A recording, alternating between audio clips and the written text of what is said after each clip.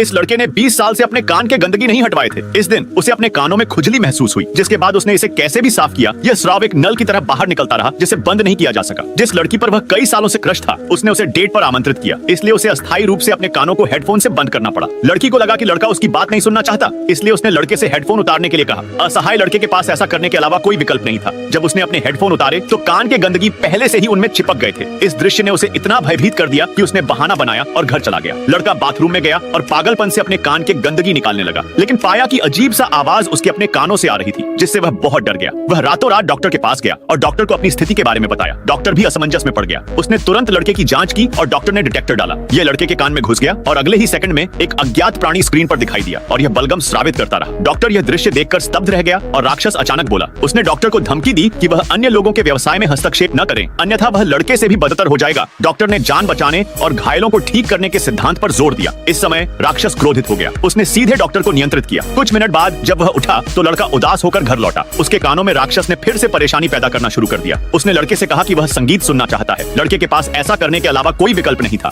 धीरे धीरे राक्षस इतना मोहित हो गया कि वह उसके कानों से बाहर आ गया। ये अजीब था। राक्षस अभी भी लड़के के कानों में लौटना चाहता था, इसलिए उन्होंने एक भयंकर लड़ाई शुरू कर दी। लड़की पास से गुजर रही थी और उसने लड़ाई की आवाज सुनी। वह चुपचाप अंदर चला गया और यह दृश्य देखा। अप्रत्याशित रूप से उसे पहली नजर में राक्षस से प्यार हो गया और लड़का अंततः शांति से सो सका।